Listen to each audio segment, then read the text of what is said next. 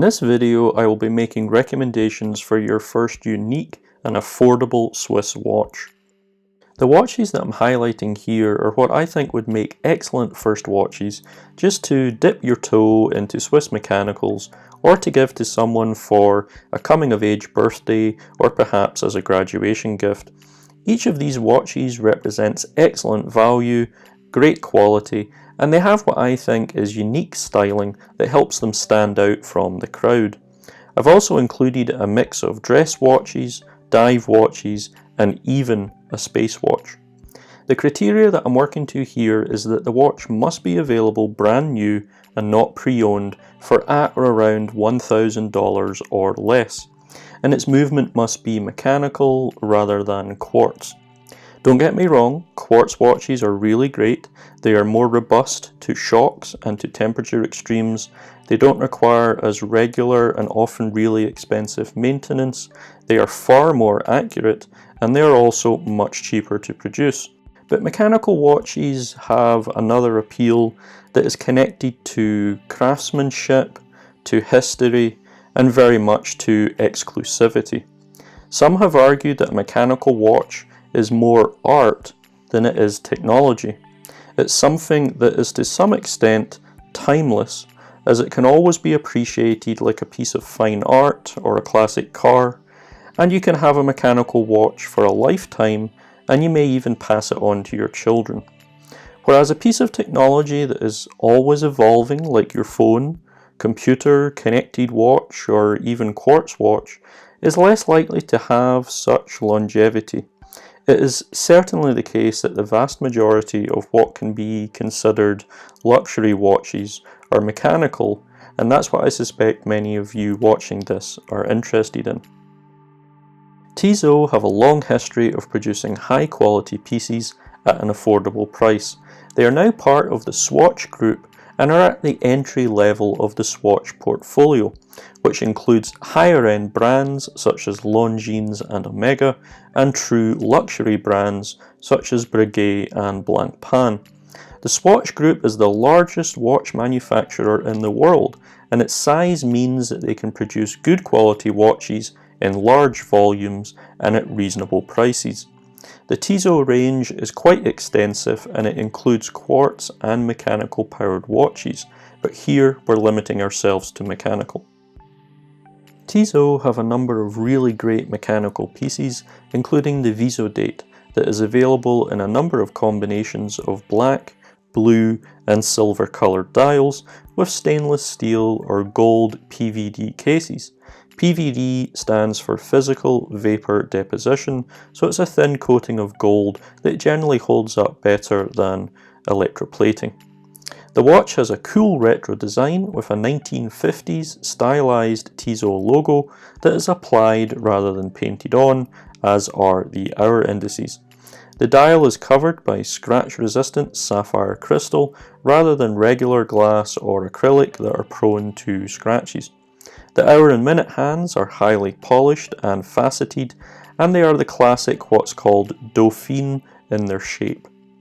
The seconds hand is similarly polished and has a leaf-shaped counterweight. This watch also displays the date and the day of the week in a beveled metallic framed window. Another nice feature is a display case back that allows you to see into the mechanical movement. That movement is an automatic ETA 2836-2 that has a 38-hour power reserve. Automatic simply means that it has a rotating mass that winds the watch as you move your wrist, and that once fully wound it will run for 38 hours until you wind it again, either manually by rotating the crown or by the movement of your wrist. This movement is Swiss made, it's used in many Swiss watches, and it's known to be accurate and reliable. You'll also notice that the rotor of the movement is gold plated and signed Tissot. The watch also has a 30 meter water resistance, making it splash proof, but I wouldn't take it swimming. The watch's diameter of 40 millimeters makes it a good fit for most wrist sizes. It comes on either black or brown alligator embossed leather, so it's not real gator, just real cow leather pressed to look like gator, or on a stainless steel mesh bracelet. This is a nice piece that has a distinctly retro yet classic vibe, and I think you could dress it up or down. Another watch in the Tissot lineup that I think is worth highlighting here is a classically styled piece called the Ballade. It's 41mm, so again a versatile size for most wrists, and it's also thin at under 10mm, so it will fit under a shirt cuff without difficulty. The watch is quite exquisitely decorated with a fine what's called Clou de Paris pattern around the bezel of the watch and in the centre of the dial. The dial has 3 different finishes to it, with the Clou de Paris centre enclosed by a satin circular disc to which the metallic hour indices are applied, and all of this is then enclosed by a thin, radially embossed minute track onto which Arabic numerals are painted. Applied Arabic numerals replace the hour indices at 12 and at 6, and there's a date window at 3 o'clock within a beveled metallic framed window. The hands are polished and Dauphine styled, similar to the Visodates. Perhaps what is even more compelling about this watch is what's ticking away inside. This is powered by the Powermatic 80 movement that essentially is a heavily modified ETA movement like that of the Visodate. You can see the movement through the case back. It's not overly decorated, as would be expected at this price point, but the rotor that automatically winds the watch is engraved with the wave pattern and signed Tissot. The movement has 2 very interesting features that are normally only found on watches at much higher price points. First, it has an 80-hour power reserve, which is significantly longer than most mechanical watches. The norm, like that of the Visodate, is around 38 to 48 hours. The second high-end feature is a silicon balance spring. The balance spring is what regulates the rate of a mechanical watch to keep it running accurately. Typically these are metal and thus susceptible to magnetism that can degrade the watch's performance. The Ballade is available in a number of combinations of black and silver coloured dials with stainless steel or gold PVD cases on leather straps or metal bracelets. A final couple of things to mention is that it has a sapphire crystal, 50 meter water resistance, and it is COSC certified, meaning that it has gone through independent testing by the Swiss Chronometer Testing Institute to certify that it is accurate to within -4 to +6 seconds per day. Only around 3% of Swiss watches achieve this certification, so you can have added confidence that this watch has an accurate movement. Overall, this is a great watch in so many ways. I also think it's classically styled and it falls somewhere in the middle ground between sporty and dressy, so it will work in many situations. The Powermatic 80 line from Tissot also includes watches with different styling to the Ballade, but with the same great movement, so they are all really worth checking out. Certina is also part of the Swatch group, and although they have been around since 1888, you may not be familiar with the name as it never really took off in the US. They have a history of producing tough and highly water resistant watches that have been adopted by several navies around the world, including the Royal Australian Navy and US Navy divers involved in the Sea Lab 2 project.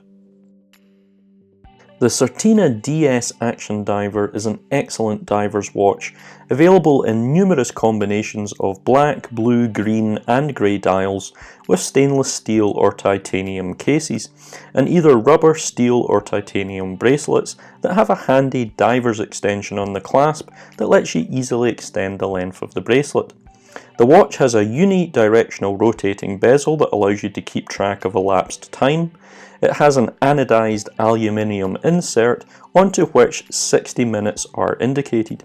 The bezel has a really cool 3-dimensional shape that is easy to grip. The dials are a range of really spectacular metallic colours with a sunburst effect that plays with the light. The hour indices are applied metallic markers that are filled with superluminova.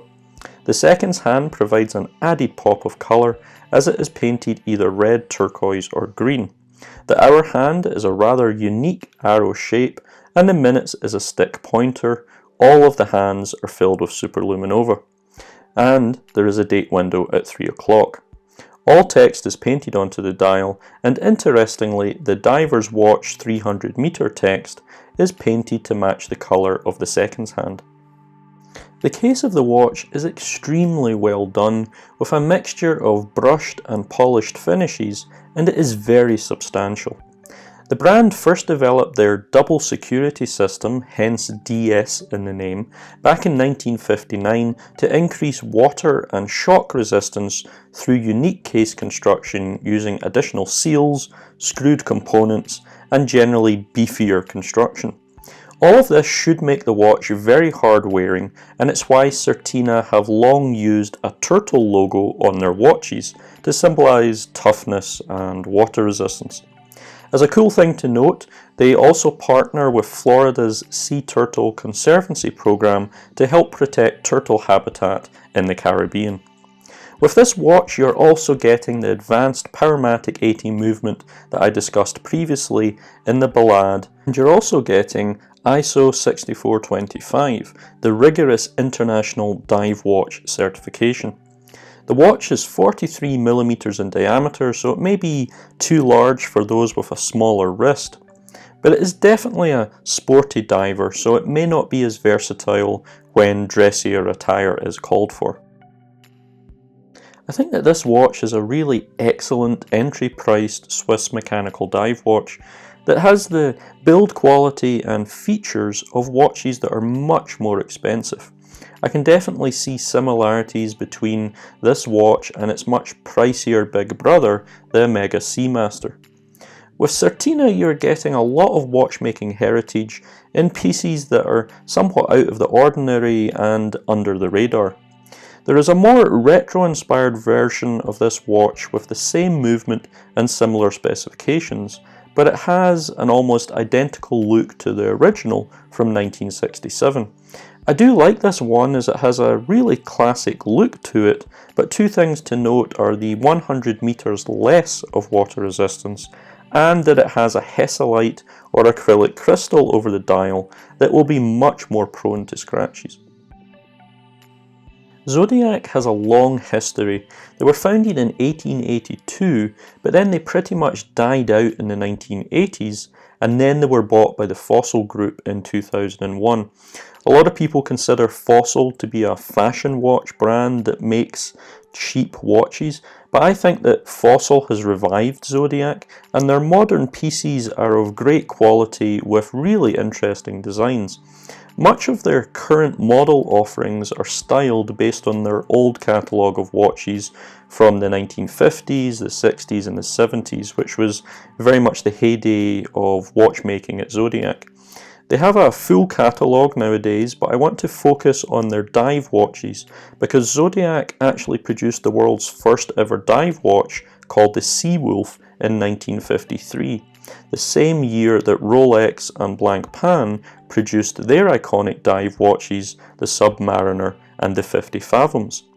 Zodiac divers have long been used by military personnel, including the US Navy SEALs, and they are really prized for their toughness.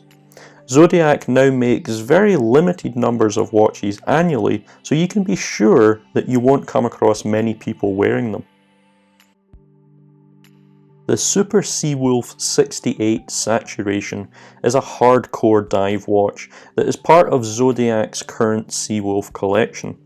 The 68 Saturation has an incredible 1000 meters of water resistance and a large stainless steel cushion-shaped case that is unusual but also really large at 44 millimeters.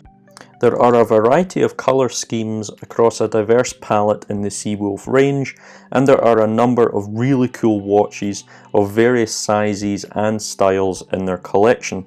So if the 68 is too big or too funky for your tastes, do check out the rest of the line.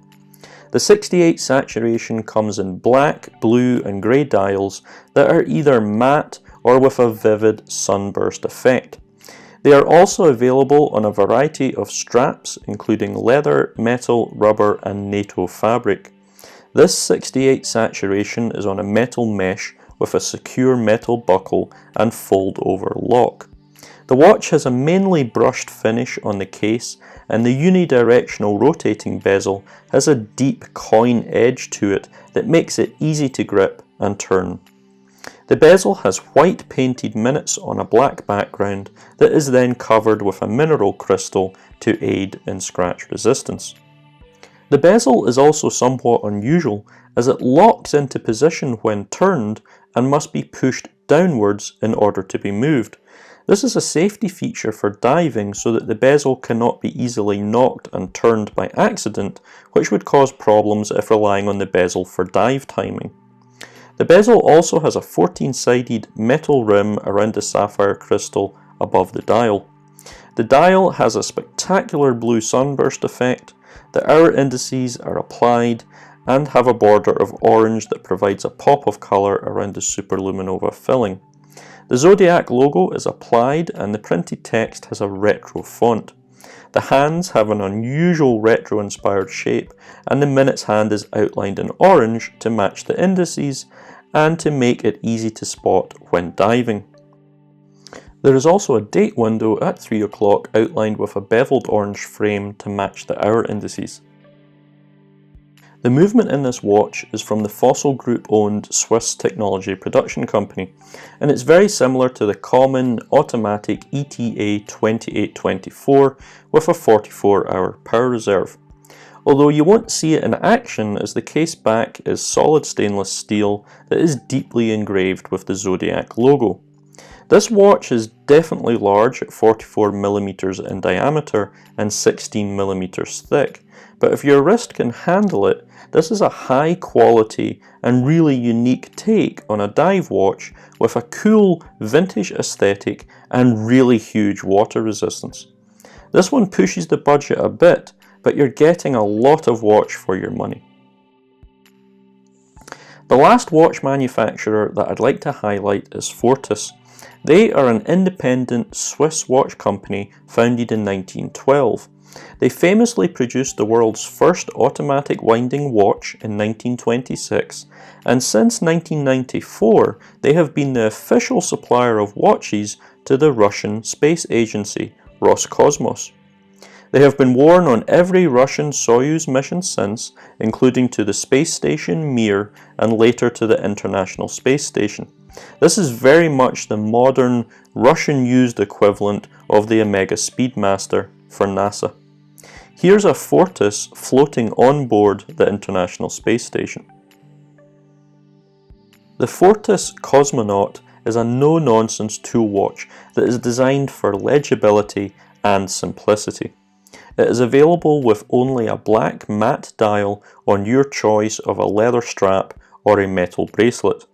The hands and dial markings are all luminous and there is hour, minute and 24-hour markings printed onto the dial. The watch is not meant as a dive watch, but it still has 200 meters of water resistance and the bezel is rotating with minute markings and a coin edge to make it easy to grip. The movement is a reliable automatic ETA 2836-2 with 38-hour power reserve. There is a day and date display at 3 o'clock. There are two interesting things about this display. Firstly, it's bilingual in English and German, which you can choose through a function in the crown. Fortis is from the German-speaking part of Switzerland, and the first mission to the Mir space station that this watch went on was a joint Russian-German mission. Secondly, you'll also notice the white triangles on either side of this display, which point in the direction that you should turn the crown in order to change either the day or the date. There is a sapphire crystal over the dial, and the back of the watch bears an engraving of the seal of the Russian space agency, Roscosmos. The only negatives about this watch are that it is definitely more of a tool watch than anything else, as its main focus is on legibility and doing its job in the extremes of space. It has a brushed finish to the stainless steel and a matte dial with white painted numerals, so it may be difficult to dress up. It is also quite thick at 13mm, so it may be hard to fit under a shirt cuff. However, this is a really robust watch from a brand that have made significant contributions to watch manufacturing. The watch itself also has a really cool story to tell through its proud association with Russian space exploration. So there you have it, my recommendations for your first Swiss mechanical watch.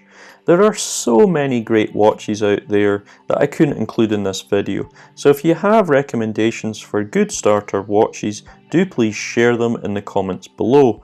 And if you enjoyed this video, do please like and subscribe.